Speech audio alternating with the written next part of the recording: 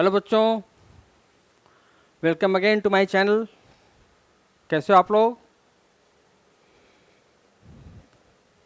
तो हम लोग अभी sexual reproduction the flowering plants कर रहे हैं।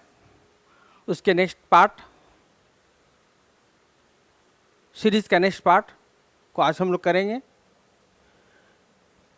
जिसमें हमने पिछली क्लास तक कर लिया था पॉलन पिस्टिल इंटरेक्शंस के बारे में और फर्टिलाइजेशन, डबल फर्टिलाइजेशंस का। ठीक है, तो तुम जानते हो कि जब डबल फर्टिलाइजेशन हो गया, जो एंजियोस्पर्म्स का यूनिक फीचर है, तो उसका प्रोडक्ट क्या हो जाता है? प्राइमरी एंडोस्पर्म न्यूक्लियस, एंड यहाँ पे बन जाता है जायगोट। ओके, तो डबल फर्टिलाइजेशन में हमने देख लिया कि one pollen tube carry the two male gamete and two male gamete fuses with the one male gamete fuses with the egg and other male gamete fuses with the polar nuclei। तो एक ही समय में दो जगह पे fertilisation हो रहा है, इसलिए हम इसे डबल फर्टिलाइजेशन बोलते हैं।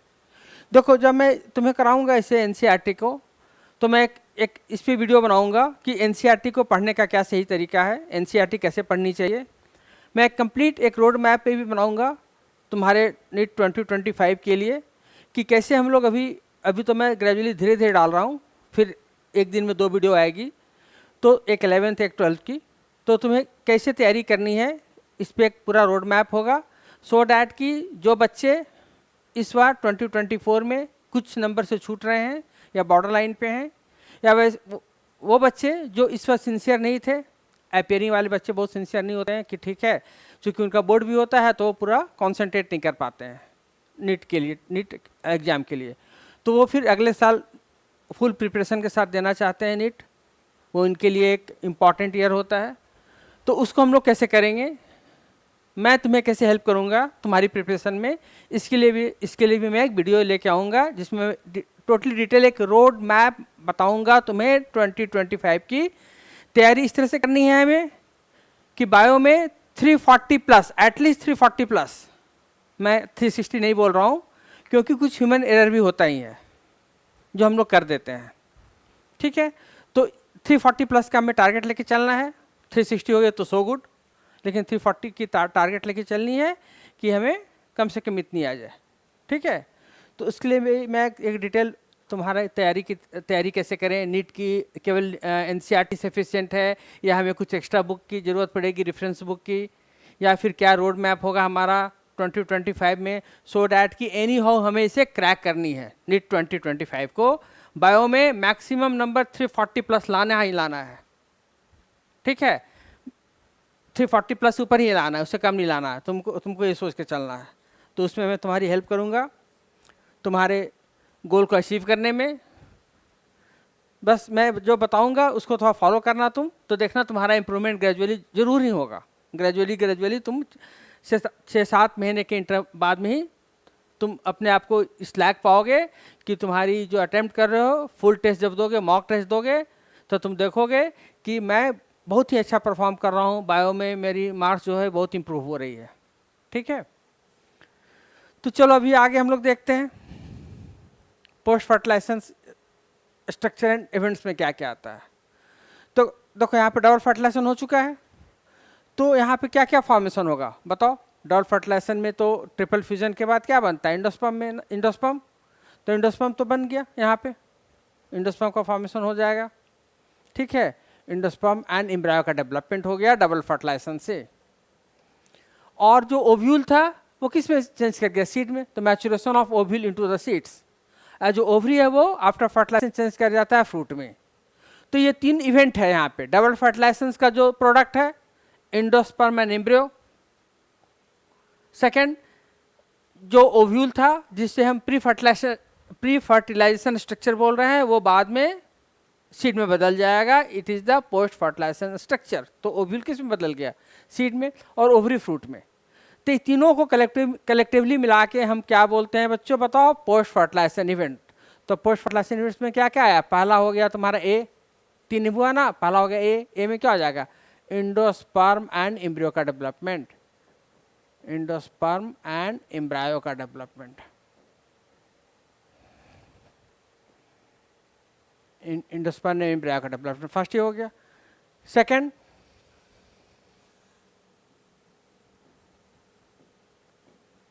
Maturation of ovule into seeds.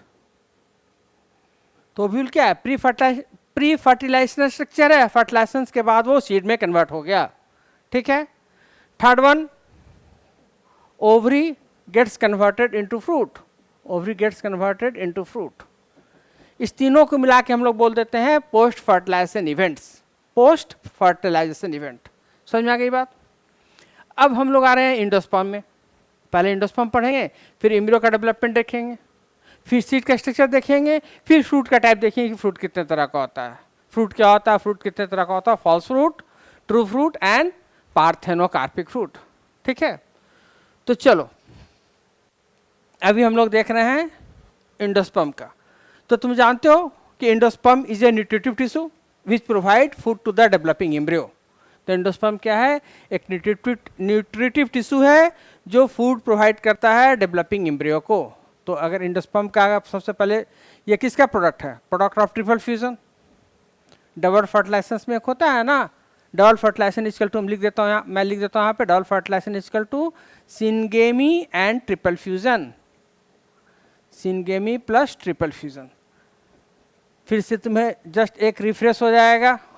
Syngamy में क्या बन जाता है? सिनगेमी में बन जाता है तुम्हारा zygote, fusion of male and the female gamete के फ्यूजन से जायगोट बनता है और वो जायगोट एम्ब्रियो में डेवलप करता है। ठीक है। एंड ट्रिपल फ्यूजन दूसरा हो गया, इसमें 3 न्यूक्लियाई का फ्यूजन हो रहा है, दो पोलर न्यूक्लियाई और एक मेल गैमेट का न्यूक्लियाई। तो इसलिए इसे ट्रिपल फ्यूजन बोलते हैं और ट्रिपल फ्यूजन का प्रोडक्ट हो जाता है इंडोस्पर्म। तो it is the product of triple fusion. Endosperm is the product of triple fusion, जो डबल फर्टिलाइजेशन का एक इवेंट है। डबल फर्टिलाइजेशन में 2 हो गया। ठीक है। और इंडोस्पर्म क्या करता है? इंडोस्पर्म प्रोवाइड फूड या नरिशमेंट, फूड या नरिशमेंट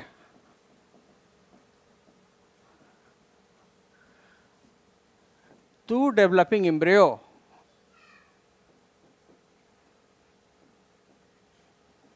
डेवलपिंग एम्ब्रायो को वह फूड या नरिशमेंट प्रोवाइड करता है। कौन? इंडोस्पर्म। ठीक है। तो endosperm development precedes embryo development. Why? देखो यहाँ पे क्वेश्चन लगाया कि इंडोस्पर्म का डेवलपमेंट प्रीसीड्स करता है। प्रीसीड्स मतलब बिफोर होता है, पहले होता है एम्ब्रियो डेवलपमेंट के। क्यों? क्योंकि जब एम्ब्रियो डेवलप करेगा तो इसको क्या चाहिए? फूड चाहिए। जैसे हमने बताया जस्ट यहाँ पे कि इंडोस्पर्म का फंक्शन क्या है? The main function of endosperm is to provide nutrition या nourishment to the developing embryo. ठीक है। तो यहाँ पे एम्ब्रियो का डेवलपमेंट होने वाला है और इसको फूड चाहिए। इसलिए देखो प्लांट में भी क्या करता है, प्लांट भी अडाप्ट करता है इस तरह से कि ऑलरेडी पहले से प्रिपेयर्ड फूड रहे। प्रिपेयर्ड फूड किसके लिए? एम्ब्रियो के लिए। वो प्रिपेयर्ड फूड क्या है? इंडोस्पर्म। तो जब एम्ब्रियो का डेवलपमेंट हो जाए तो फूड वहाँ पे मस्ट रहना, जरूरी है रहना। That's why endosperm development precedes embryo formation. समझ में आ गई बात? एम्ब्रियो डेवलपमेंट, तो एम्ब्रियो डेवलपमेंट के पहले ही इंडोस्पर्म जो है वो वहाँ पे कुछ बन जाता है, इंडोस्पर्म भी डेवलप कर जाता है। क्यों? क्योंकि एम्ब्रियो को एश्योर्ड फूड मिले। जस्ट लाइक ऐसे समझो कि अगर तुम्हारे यहाँ कोई गेस्ट आ रहे हैं, गेस्टिंग हो रही है, कोई किन्हीं को तुमने इनवाइट किया है डिनर पे, तो क्या करेंगे? हम लोग एश्योर कर लेंगे कि इनके आने के पहले हम अपना जो भी मैं इनको खिलाना चाहता हूँ या हम लोग इनको खिलाना चाहते हैं ऑलरेडी फूड हमारा प्रिपेयर्ड रहे। ऐसा नहीं ना है कि गेस्ट आ जाएंगे तो हम लोग राइस ला रहे हैं, पनीर ला रहे हैं, चिकन ला रहे हैं मार्केट से खरीद के और गेस्ट को बैठा देंगे कि भैया बैठो मैं तब तक खाना बना रहा हूँ। ऐसा तो होगा नहीं। ठीक है। तो क्या है कि आने के पहले ही सारा रॉ मटेरियल हम लोग ला के फूड को प्रिपेयर करके रख लेते हैं। एटलीस्ट कुछ फूड को, मान लो जो गरम गरम खाना है जैसे पूड़ी वगैरह, उसको तो उसमें बन जाएगी, लेकिन ऑलरेडी कुछ जो ज़्यादा जिसमें टाइम टेकिंग है फूड बनाने में, उसको हम लोग पहले से बना के रख लेते हैं। सेम कंडीशन यहाँ पे ही हो रहा है। मैं एग्जांपल से समझाया तुम्हें कि एम्ब्रियो डेवलपमेंट के पहले ही इंडोस्पर्म का डेवलपमेंट हो जाता है क्योंकि एम्ब्रियो को एश्योर्ड फूड मिल जाए। ठीक है। अब देखो हमने देख लिया था यहाँ पे ट्रिपल फ्यूजन का मतलब भी समझ गए कि primary endosperm cell divide repeatedly to form से ट्रिप्लॉइड। तो यहाँ पे जो एंडोस्पर्म होगा उसका ट्रिप्लॉइडी लेवल क्या होगा, ट्रिप्लॉइड होगा ना, क्योंकि 3 न्यूक्लियाई फ्यूज किया है ना, n प्लस NN। ये n क्या था, ये n था तुम्हारा मेल गैमेट वाला और 2 पोलर न्यूक्लियाई था, n इंटू n लिख दिया हमने। तो 3 यहाँ पे फ्यूजन हुआ है, यहाँ पे 2n हो गया, यहाँ पे ऐसे करके लिख लो।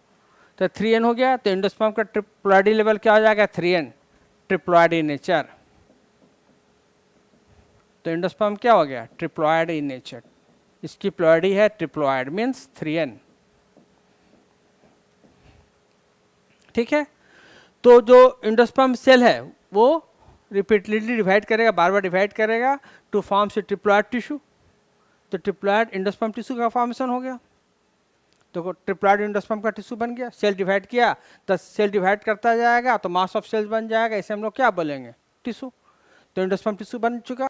The cell of this tissue are filled with the reserve food material and are used for the nutrition of the developing embryo. हमने ऑलरेडी ये बता दिया कि जो एंडोस्पर्म का सेल है उसमें फूड काफ़ी ज़्यादा स्टोर है, रिजर्व फूड मटेरियल है जो कि न्यूट्रिशन के लिए काम करेगा, किसको, डेवलपिंग एम्ब्रियो को।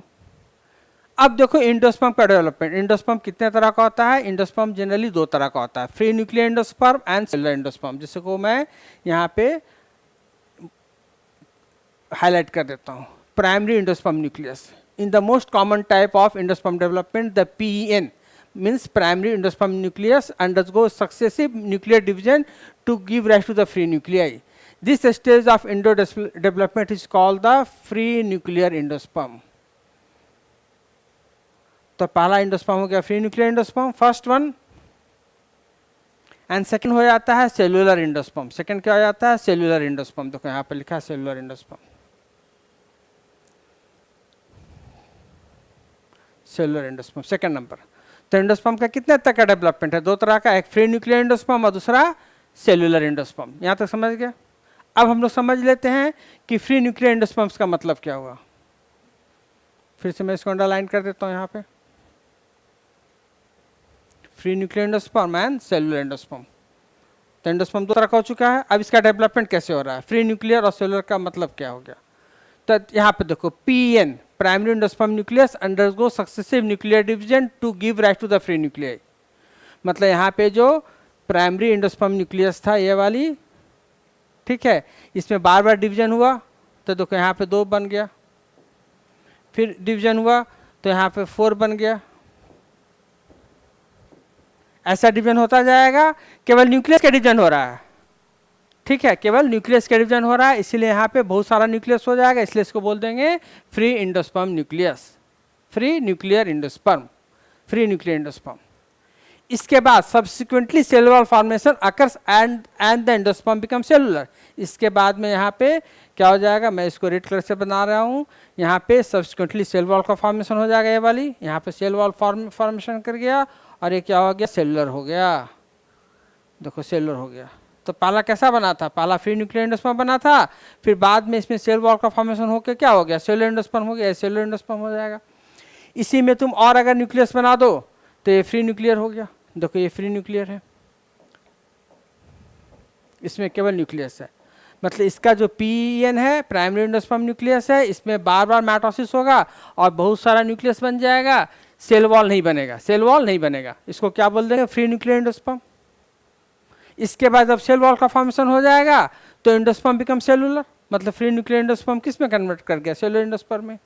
The number of free nuclear form before cellulation varies greatly, ठीक है, अलग अलग नंबर हो सकता है। अब देखो इसका एग्जाम्पल कि फ्री न्यूक्लियर एंडोस्पर्म का एग्जाम्पल क्या है, तो coconut water from the tender coconut that you are familiar with is nothing but the free nuclear endosperm. देखो भी इंपॉर्टेंट है, क्वेश्चन पूछता है कि जो हम लोग नारियल का पानी या डाब पानी पीते हैं, टेंडर कोकोनट वाटर, वो क्या है, तुम्हारा एग्जाम्पल क्या है इसका, फ्री न्यूक्लियर एंडोस्पर्म का। तो फ्री न्यूक्लियर एंडोस्पर्म का एग्जाम्पल क्या हो गया बताओ, फ्री न्यूक्लियर एंडोस्पर्म का एग्जाम्पल हो गया coconut water, example is coconut water, ठीक है, coconut water. And made up of thousands of nuclei and the surrounding white kernel. अब बाद में जब नारियल में वाइट रंग का हो जाता है, जो कड़ा हम लोग खाते हैं नारियल, वो क्या होता है, सेलुलर एंडोस्पर्म है। ठीक है, तो कोकोनट का दोनों पार्ट एडिबल है। लिक्विड पार्ट हो गया, वो हो गया, ये लिक्विड पार्ट हुआ ना, लिक्विड पार्ट क्या हो गया, free nuclear endosperm, free nuclear endosperm. And जो सॉलिड पार्ट हो गया वो हो जाएगा सॉलिड पार्ट ऑफ कोकोनट, ये क्या हो जाएगा, कोकोनट का, वो क्या हो जाएगा, सॉलिड मतलब वाइट कर्नल, ये क्या हो जाएगा, cellular endosperm, cellular endosperm. So edible part of coconut is the both liquid and solid. Liquid means free nuclear endosperm and solid means cellular endosperm. समझ में आई बात? तो कोकोनट का कौन सा पार्ट हम लोग खाते हैं, एडिबल है, एंडोस्पर्म। फिर एंडोस्पर्म में कौन सा, जो कोकोनट वाटर है, it is free nuclear endosperm and the white kernel है वो है तुम्हारा सेलुलर एंडोस्पर्म। समझ में आई बात? अब देखो नेक्स्ट, एंडोस्पर्म में आइदर भी completely consume by the developing embryo, जैसे हमने बताया कि एम्ब्रियो को फूड चाहिए, न्यूट्रिशन चाहिए, वो न्यूट्रिशन कौन प्रोवाइड कर रहा है बच्चों बताओ, वो न्यूट्रिशन प्रोवाइड कर रहा है एंडोस्पर्म। Got it? तो जो डेवलपिंग एम्ब्रियो है वो कंप्लीटली कंज्यूम कर जाएगा एंडोस्पर्म को, तो एंडोस्पर्म इसमें क्या होगा, बचेगा नहीं। तो सीड में एंडोस्पर्म नहीं बचा, तो उस सीड में, उस केस में सीड, उस केस में वैसे सीड में फूड स्टोर हो जाता है कॉटलेडन में। जब एंडोस्पर्म नहीं रहता है तो फूड कहाँ स्टोर हो जाता है, कॉटिलेडन्स में। ओके, तो यहाँ पे किस में, पी ग्राउंडनट बीन्स में एंडोस्पर्म का कंप्लीटली कंजम्पशन हो जाता है डेवलपिंग एम्ब्रियो के थ्रू। ठीक है, इसलिए पी ग्राउंडनट एंड बीन्स में फूड कहाँ स्टोर हो जाता है, कॉटिलेडन्स में। ये डायकॉट हो गया। तो डायकॉट में हम लोग क्या देखें कि डायकॉट जो डायकॉट प्लांट है या डायकॉट सीड्स है उसमें फूड कहाँ स्टोर है, एंडोस्पर्म है, इसमें नहीं है ना, क्योंकि एंडोस्पर्म तो कम्प्लीटली कंज्यूम हो गया, तो एंडोस्पर्म नहीं है। डायकॉट में जब एंडोस्पर्म नहीं है तो फूड कहाँ स्टोर हुआ, कॉटिलेडन में, कॉटिलेडन में। तो चूंकि एंडोस्पर्म नहीं है इसलिए डायकॉट सीड्स को क्या बोल रहे हैं, non endospermic seed, non endospermic seed, non endospermic seeds. किसको, डायकॉट्स को, नॉन एंडोस्पर्मिक। और इसका दूसरा नाम होता है x albuminous seed, x albuminous seed. ठीक है, तो डायकॉट्स में एंडोस्पर्म में फूड नहीं रहता है तो फूड कहाँ स्टोर हुआ, कॉटिलेडन में। तो वैसे सीड्स को क्या बोलते हैं, नॉन एंडोस्पर्मिक सीड और एक्स एल्ब्यूमिनस सीड्स। इसका एग्जांपल क्या हो जाएगा, इसका एग्जांपल हो जाएगा तुम्हारा नॉन एंडोस्पर्मिक सीड्स का पी, ग्राम एटसेट्रा। ठीक है, एक्सेप्शन है, देखो यहाँ पर कास्टर, कास्टर जो है डायकॉट है, एक्सेप्शन है ये, कास्टर डायकॉट है, जिस एक्सेप्शन है जिसमें फूड जो होता है एंडोस्पर्म में स्टोर होता है। ये भी याद रखना इंपॉर्टेंट पॉइंट है कि डायकॉट सीड्स में फूड कहाँ स्टोर होता है, कॉटिलेडन में। इसलिए वैसे सीड को क्या होते हैं, नॉन एंडोस्पर्मिक सीड और एक्स एल्ब्यूमिनस सीड। इसका एग्जांपल ये हो जाएगा। दूसरा एक्सेप्शन हो जाता है कास्टर, एक्सेप्शन हो गया कास्टर। कास्टर, कास्टर क्या है, डायकॉट है जिसमें फूड कहाँ स्टोर होता है, एंडोस्पर्म में। तो एक्सेप्शन भी याद रखना, एक्सेप्शन भी इंपॉर्टेंट होता है। तो एक्सेप्शन क्या हो गया, डायकॉट। मैं यहाँ पे लिख देता हूँ तुम्हें थोड़ा सा अलग से, थोड़ा बोल्ड करके लिख देता हूँ यहाँ पे।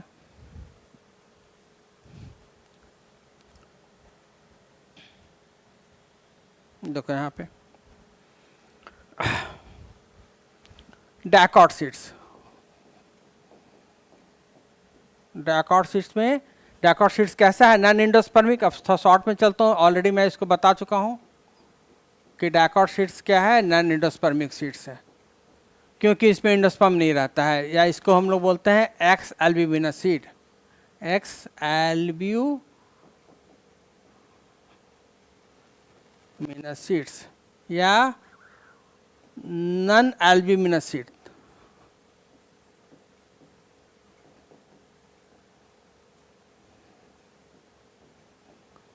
किसको, डायकॉट्स को। इसका एग्जाम्पल क्या हो गया? एग्जाम्पल हो गया ग्राम, चना, पी, मटर, bean etcetera. Except castor, except castor, castor को छोड़ के, कास्टर भी क्या डायकॉट है, इसमें फूड कहाँ स्टोर हो जाएगा, इसमें फूड स्टोर हो जाएगा तुम्हारा एंडोस्पर्म में।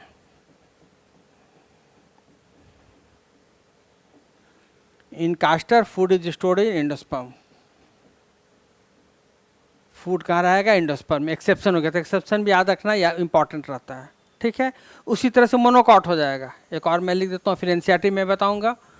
मोनोकॉट्स में फूड जो है वो स्टोर होता है कहाँ पे, एंडोस्पर्म में। Food is stored in endosperm, food is stored in endosperm, monocots में, ठीक है। इसलिए मोनोकॉट्स को क्या बोलते हैं, एंडोस्पर्मिक सीड्स, एंडोस्पर्मिक सीड्स, ठीक है। एग्जाम्पल क्या हो गया, एग्जाम्पल हो गया सीरियल्स, मीन्स राइस, व्हीट, मेज एटसेट्रा, ठीक है। तो राइस, व्हीट, मेज का कौन सा पार्ट एडिबल हो गया, edible part of all this is endosperm. हम लोग राइस व्हीट का कौन सा पार्ट खाते हैं, एडिबल फॉर्म क्या हो गया, एडिबल फॉर्म इज एंडोस्पर्म। ये एडिबल पार्ट भी बोल दो, एडिबल पार्ट क्या हो गया, एंडोस्पर्म, किसका, राइस व्हीट मेज का, ठीक है। अब यहां भी एक्सेप्शन है, देखो एक एक्सेप्शन है, orchids, except orchids, orchids monocot है, तो मोनोकॉट में फूड कहाँ स्टोर होना चाहिए बताओ, एंडोस्पर्म में ना। लेकिन ऑर्किड्स में जो मोनोकॉट है, इसमें फूड कहाँ स्टोर है, कॉटिलिडन में, कॉटिलिडन्स में। समझ में आई बात बच्चों? तो ये तुम्हारा फूड स्टोरेज का ये हमने बता दिया कि कहाँ कहाँ फूड स्टोरेज होता है, मोनोकॉट में कहाँ, डायकॉट में कहाँ। फिर से एनसीईआरटी पे चलता हूँ मैं,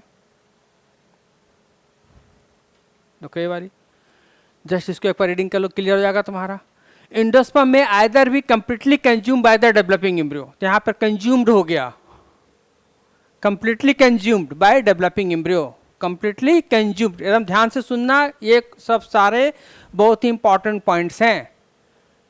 कंप्लीटली कंज्यूम्ड कहाँ पे होगा, वो डेवलपिंग एम्ब्रियो के द्वारा कहाँ होगा, पी, ग्राउंडनट, बीन्स एटसेट्रा। ये सब सारे क्या एग्जाम्पल है, डायकॉट्स के। Before seed maturation or it may persist in the mature seed, example castor, ठीक है। तो may persist in the mature seed castor, तो देखो कास्टर में परसिस्ट कर रहा है ना, कौन परसिस्ट कर रहा है, एंडोस्पर्म, जो अभी हमने बताया अभी। तो कास्टर एक्सेप्शन हुआ ना, यहाँ पे एनसीईआरटी में नहीं लिखा है कि कास्टर क्या है, तो कास्टर जो हो गया डायकॉट हो गया। एंडोस्पर्म में the coconut and can be used during the seed germination, split open some seed of the castor, peas, bean, groundnut fruits of the coconut and look for the endosperm in this case. Find out, अब देखो यहाँ पे जो questions लगा रहा है भी important है तुम्हारा, जो हमने बताया अभी जस्ट ये वाली, कि मोनोकॉट में, मोनोकॉट क्या हो गया, सीरियल्स, मोनोकॉट,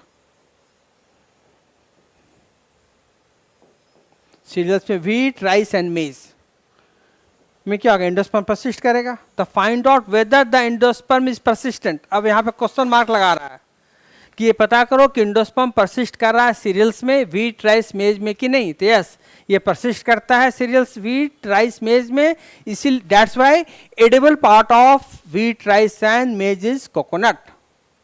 तो सो एडिबल पार्ट ऑफ व्हीट, मेज and rice is coconut, sorry endosperm.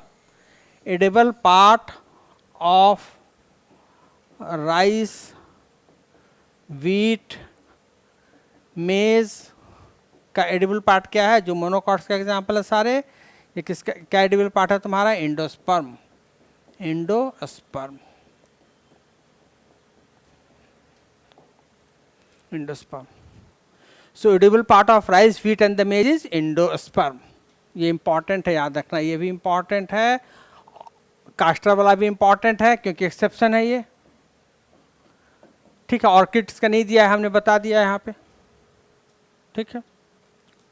अब नेक्स्ट देखो एम्ब्रायो का डेवलपमेंट। हमने तो अब एंडोस्पर्म पढ़ लिया, तो एंडोस्पर्म का देखो डेवलपमेंट पे ऐसा रहता है। यहाँ पे एक फिगर से मैं बता देता हूँ तुम्हें। देखो ये डबल फर्टिलाइजेशन हो चुका है, तो इसको और मिनिमाइज कर दो। देखो ये डबल फर्टिलाइजेशन हो गया, जागोट बन गया। जागोट अब डिवाइड करेगा। यहाँ पे एंडोस्पर्म था, प्राइम एंडोस्पर्म न्यूक्लियस था, जो डिवाइड करके क्या बना देगा, सेल, और सेल फिर डिवाइड करके टिश्यू बना देगा, ये सेल हो जाएगा। तो यहाँ पे जागोट है, जागोट पहले डिवाइड करेगा, तो जो फर्स्ट एम्ब्रियो बनेगा इसका शेप कैसा रहता है, राउंड रहता है, इसलिए इसे बोलते हैं ग्लोबुलर एम्ब्रियो, ग्लोबुलर एम्ब्रियो, ठीक है। नेक्स्ट क्या हो गया, थोड़ा शेप चेंज कर गया, इसे बोलते हैं हम लोग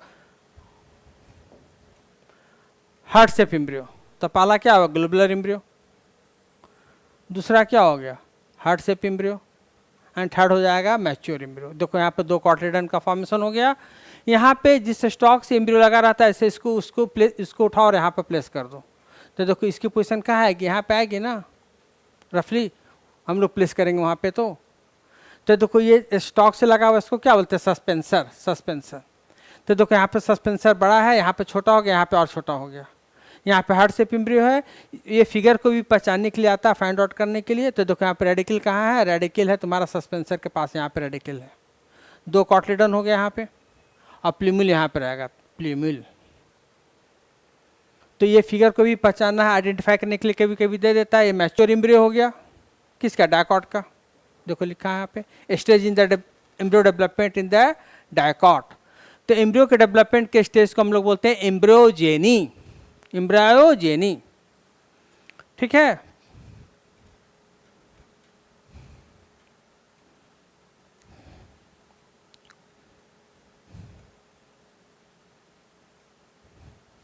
देखो अभी थोड़ा पिक्चर क्लियर हुआ, और फिर से मैं बता देता हूँ, उसमें पिक्चर थोड़ा फेंट आ रहा था।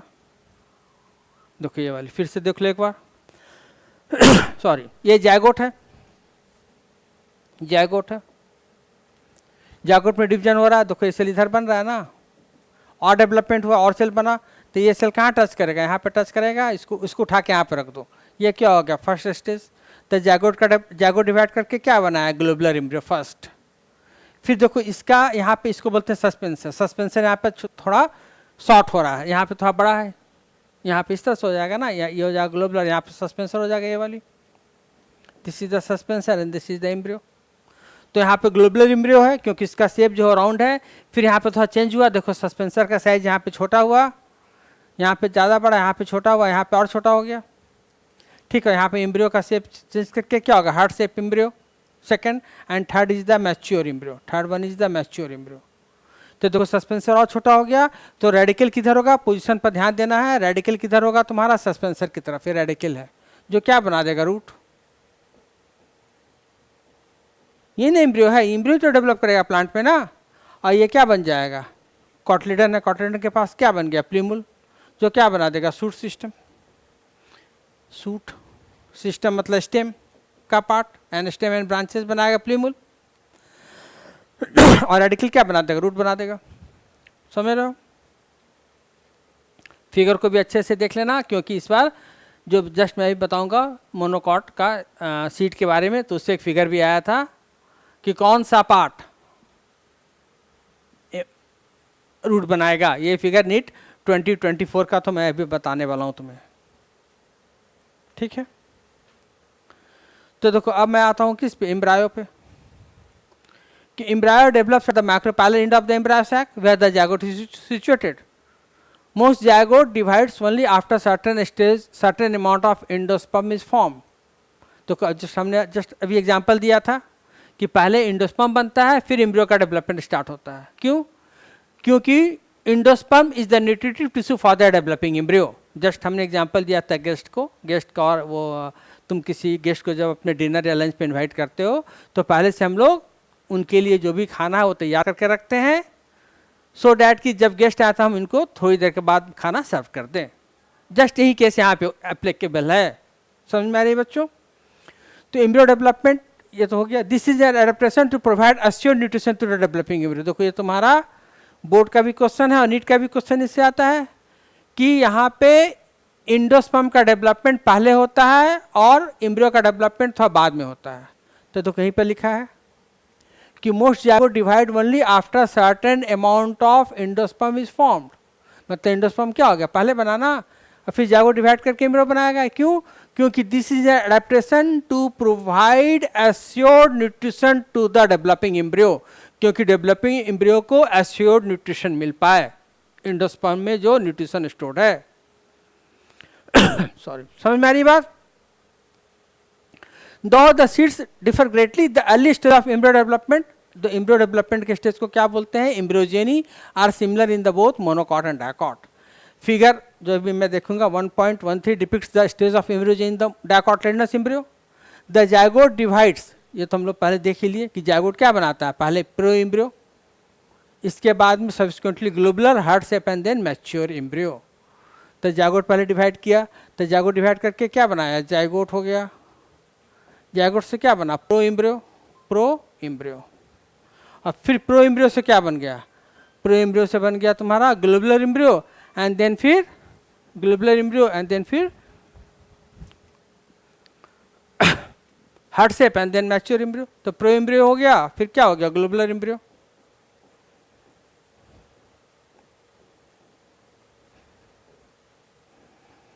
देन हार्ट शेप,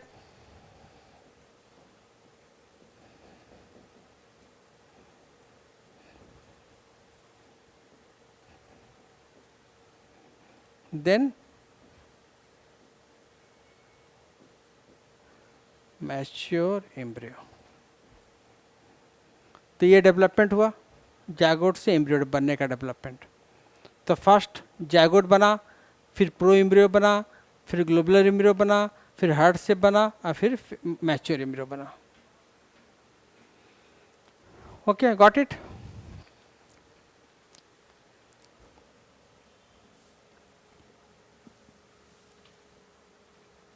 नेक्स्ट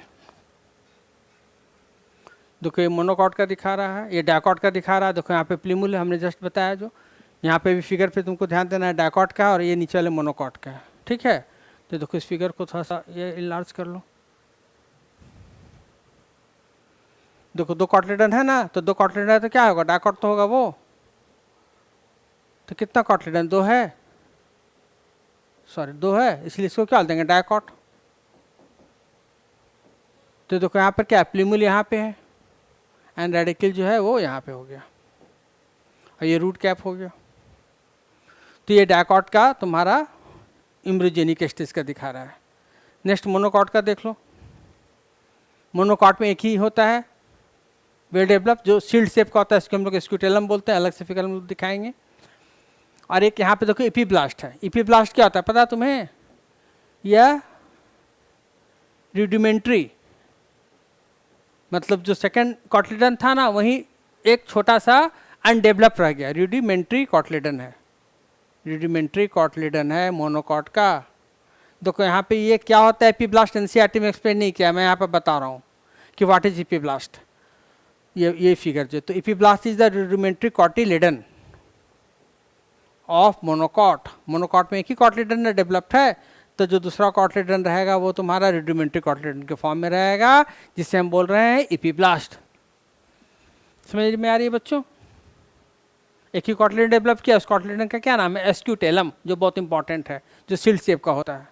तो single shield shape cotyledon of monocot is called scutellum. Single, इसका शेप कैसा हो जाता है, shield shape, shield shape cotyledon of monocot. Monocot या मोनोकॉट प्लांट, ठीक है। This is very very important, VVI। Shield बोलते हैं ढाल को, जब देखते हो पिक्चर वगैरह में कि सैनिक लोग या कोई महाभारत इस तरह का सीरियल में, कि जब सैनिक लोग जब फील्ड में युद्ध करने जाता है तो अपने हाथ में एक ढाल पकड़ लेता है कि इसको चोट नहीं लगे, तलवार से अपने आप को बचा सके। तो ये शील्ड शेप कॉटलेडन को हम लोग बोलते हैं यहाँ पे मोनोकॉट, सॉरी स्क्यूटेलम। तो स्क्यूटेलम में जो सिंगल शील्ड शेप कॉटलेडन होता है, मोनोकॉट में जो सिंगल शील्ड शेप कॉटलेडन होता है, इसका नाम है स्क्यूटेलम। तो स्क्यूटेलम क्या हो गया? कॉटलेडन हो गया मोनोकॉट का। ठीक है, चलो फिर से आगे देख लो। ये वाली a typical dicotyledonous embryo consist of embryonal axis and the two cotyledon. तो यहाँ पर क्या होता है, तुम्हारा डायकॉट प्लांट का पहले बता रहा है, फिर मोनोकॉट का बताएगा। ठीक है, तो देखो पहले डायकॉट का तुम ऐसे एग्जाम्पल में याद कर लो। डायकॉट का जो चना का सीड होता है, डायकॉट का एग्जाम्पल है, उसका सीड कोट होता है, इसको हटा देते हैं। सीड कोट क्या था? ये ओव्यूल का इंटीग्यूमेंट था जो फर्टिलाइजेशन के बाद में सीड कोट में कन्वर्ट हो गया। ठीक है, इसको छील देते हैं, जो डार्क ब्राउन कलर का होता है उसको छील देते हैं। तो इसके अंदर कैसा निकलता है? क्रीम कलर का जो रहता है, दो स्ट्रक्चर हो क्या होगा? कॉटलेडन। जब मतलब हम लोग चना को फुला देते हैं पानी में डाल के, और उसके बाद जब इसमें जर्मिनेशन होता है, स्प्राउट्स होता है, तो उजला उजला टाइप का निकलता है, थ्रेड टाइप का। वहीं क्या है? वहीं तुम्हारा एम्ब्रियोनल एक्सिस है। तो देखो यहाँ पर ऐसा रहेगा ना, फिगर में ऐसा इस टाइप से निकला रहेगा कॉटलेडन में। तो देखो इसको जब ऐसे छील देंगे कॉटलेडन को ऐसे करके यहाँ पे, तो यहाँ पे इस टाइप से स्ट्रक्चर रहेगा, और यहीं पे कॉटलेडन में ये इस तरह से लगा रहता है ऐसे। देखो ऐसे टिपिकल डायकोटिलेडनस एम्ब्रियो। डायकॉट के एम्ब्रियो में कितना पार्ट हुआ बताओ? दो पार्ट ना, एक एम्ब्रियोनल एक्सिस और दो कॉटलेडन। यहाँ पे दो कॉटलेडन ये वाला हो गया, और ये पार्ट क्या हो गया? ये पार्ट हो गया एम्ब्रियोनल एक्सिस, एम्ब्रियोनल एक्सिस। और ये क्या है? ये दो कॉटलेडन है, दो कॉटिलिडन है। तो दोनों को प्लस कर दो तो क्या होगा? Dicot embryo. Dicot embryo equal to दो कॉटलेडन प्लस एम्ब्रियोनल एक्सिस, दोनों को मिला के हम लोग बोल देते हैं डायकॉट एम्ब्रायो। तो डायकॉट एम्ब्रायो का कितना पार्ट हुआ? दो पार्ट हुआ ना, एक एम्ब्रियोनल एक्सिस और दो cotyledon. A portion of the embryonal axis above the level of cotyledon is epicotyl. अब देखो जब ये डेवलप करेगा तो ये पार्ट प्लिमुल होता है, तो अब इसको थोड़ा सा डेवलप करा देते हैं यहाँ पे ऐसे। ये एम्ब्रियोनल एक्सिस का पार्ट हो गया, this is the embryonal axis. ठीक है, तो ये पार्ट क्या हो गया? कॉटलेडन से ये पार्ट अटैच्ड है, कॉटलेडन से ये पार्ट अटैच्ड है। ये दो कॉटलेडन हो गया, 1 और 2 क्या हो गया? कॉटलेडन हो गया। This is cotyledon. अब देखो इसको दूसरे कलर से बनाते हैं, थोड़ा सा रेड कर देते हैं। देखो ये पार्ट,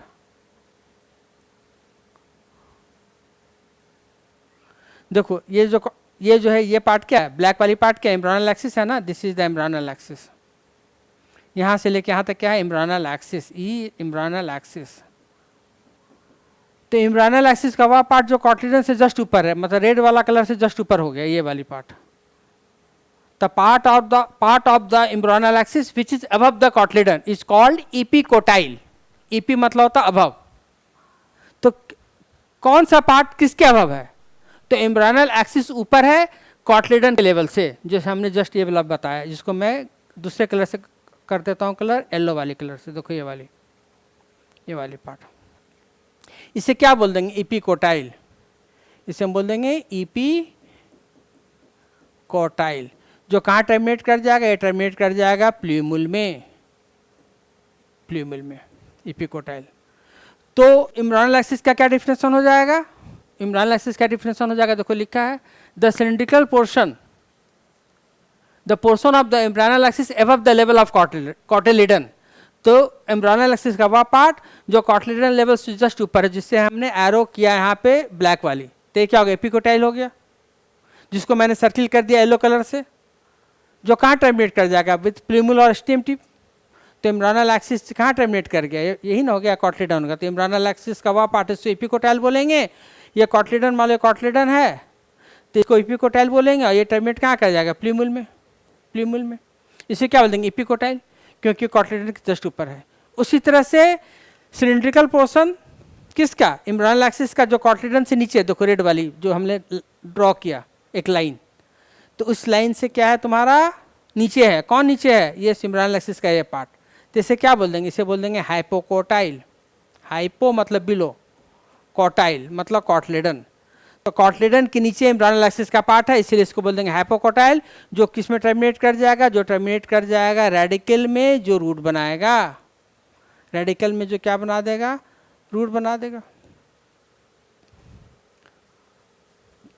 ठीक है। Hypocotyl that the cylindrical portion below the level of cotyledon is called the hypocotyl that terminates at its lower in the radicle और root tip. The root tip is covered with the root cap, और root tip के ऊपर में क्या होगा, root cap होगा। समझ में आ रही बात। तो ये हो गया तुम्हारा किसका, डायकॉट का, डायकॉट एम्ब्रायो का। तो डायकॉट एम्ब्रायो में फिर से एक बार रिफ्रेश कर लो। डायकॉट एम्ब्रायो में दो पार्ट हो गया, दो कॉटलेडन और एक एम्ब्रायनल एक्सिस। ठीक है। एम्ब्रायनल एक्सिस का वह पार्ट जो कॉटलेडन से ऊपर है, ब्लैक वाली हो गई, कॉटलेडन से ऊपर है, इसे हम लोग बोल देंगे इपोकोटाइल। जो रेड के ऊपर जो हो गया ये वाला, यहाँ रेड के ऊपर हो गया एपिकोटाइल, जो टर्मिनेट कर जाएगा प्लीमुल में, यहाँ पे प्लीमुल हो गया, दिस इज द प्लीमुल। इसी तरह से एम्ब्रायनल एक्सिस का वह पार्ट जो कॉटलेडन से नीचे है, कॉटलेडन से नीचे है ये वाली पार्ट, इसलिए इसको क्या देंगे, हाइपोकोटाइल, जो कहाँ टर्मिनेट कर जाएगा, रेडिकल में, जो रूट बनाएगा। क्लियर हो गई बात। ये हो गई तुम्हारी डायकॉट एम्ब्रायो का टिपिकल डायकॉट एम्ब्रायो का स्ट्रक्चर। अब आ जाते हैं हम लोग मोनोकॉट में। इसको मैं क्लीन कर देता हूँ, समझ गए होगे तुम लोग। किसी को नोट डाउन करना तो नोट डाउन कर सकते हो, जस्ट फिगर को, ये थोड़ा सा कंसेप्ट के लिए।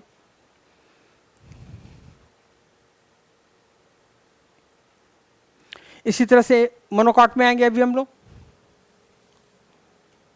क्लीन कर दूं मैं इसे, चलो।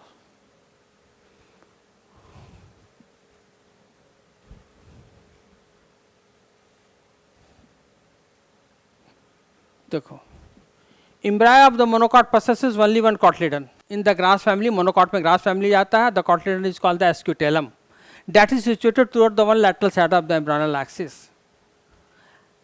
At the lower end, the embryonal axis has the radicle and the root cap enclosed in the undifferentiated sheet called the coleorhiza. तो तुमको थोड़ा सा हम फिगर यहाँ पर मैं ड्रॉ कर देता हूँ, फिर फिगर एनसीईआरटी की मैं बताऊँगा। ठीक है।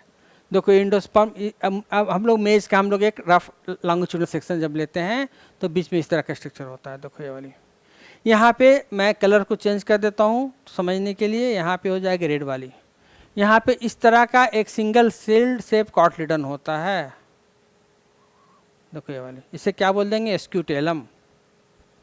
स्क्यूटेलम। यहाँ पे कौन सा पार्ट है, यहाँ पे एंडोस्पर्म है, और यहाँ पे ये सिंगल कॉटलेडन है, सिंगल सील्ड शेप।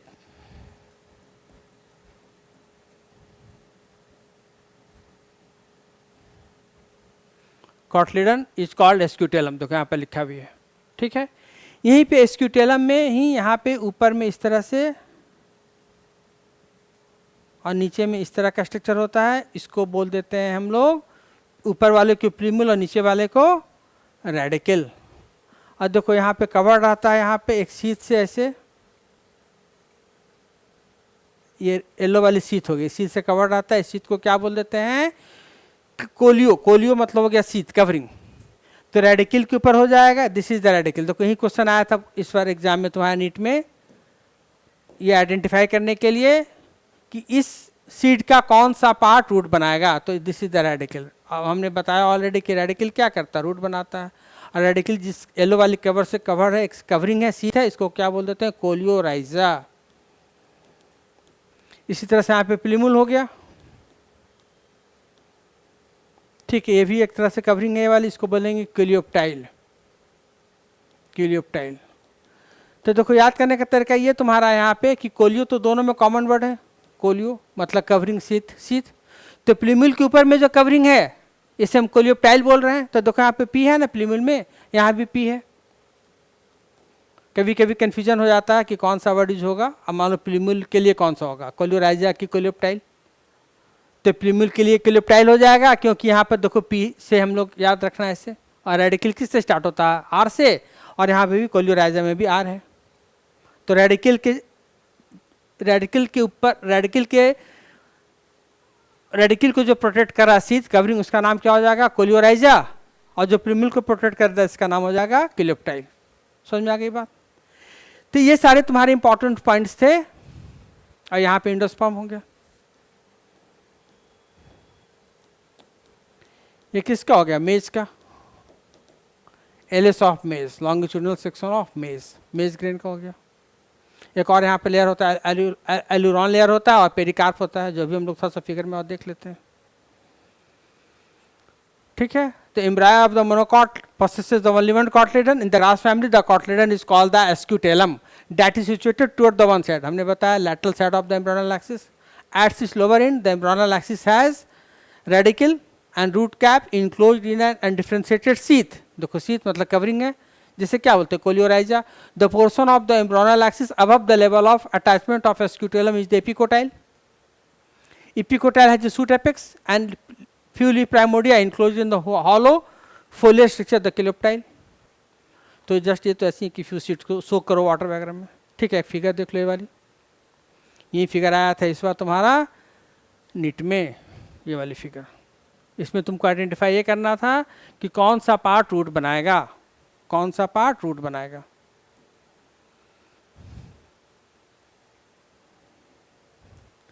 थोड़ा सा भी फेंट आ रहा है, तो इसको क्लियर होने देते हैं 2 मिनट। ऐसे समझ में आ रहा होगा तुम्हें? देखो क्लियर हो गया।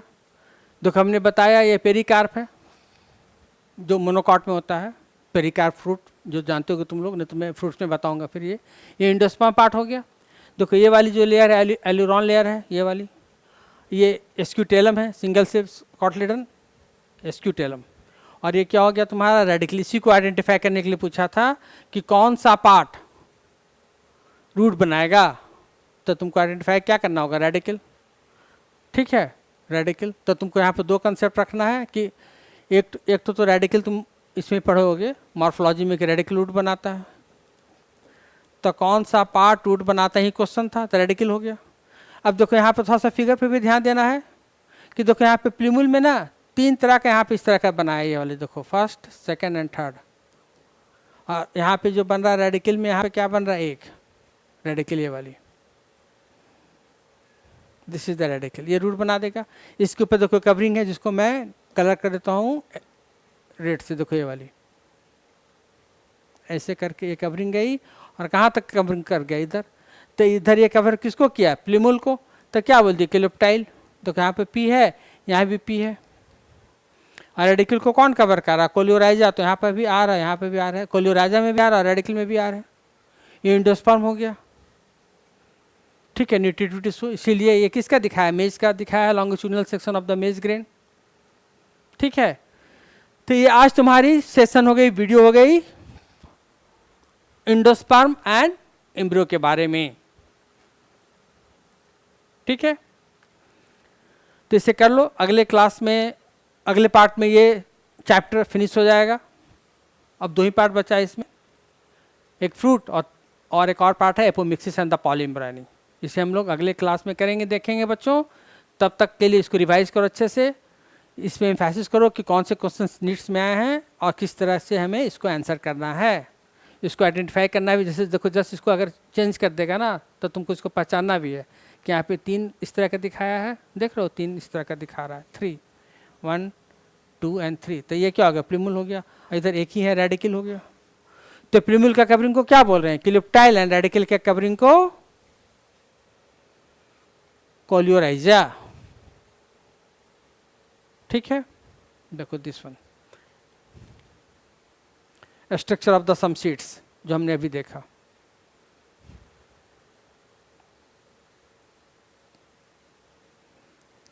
ठीक है, तो समझ गए होगे तुम लोग। अच्छे से वीडियो को देख लो तो तुम्हारी ये टॉपिक भी ठीक से कवर हो जाएगी। ठीक है, फिर मैं तुम्हें कुछ नेक्स्ट वीडियो वगैरह से डीपीपी कराऊंगा, डेली प्रैक्टिस पेपर भी, कि जो पर्सन मैं पढ़ाऊंगा उसका कुछ क्वेश्चन मैं पीडीएफ डाल दूंगा डिस्क्रिप्शन में। डिस्क्रिप्शन में उसका लिंक रहेगा, वो तुम करना। मैं कैसे करवाऊंगा इसको, मैं तुम्हें नीट की तैयारी 2025 के लिए कैसे करें, उस स्पेशल सेशन में, लाइव सेशन में करूंगा, उसमें तुम्हें बताऊंगा एक पूरा रोड मैप 2025 के लिए।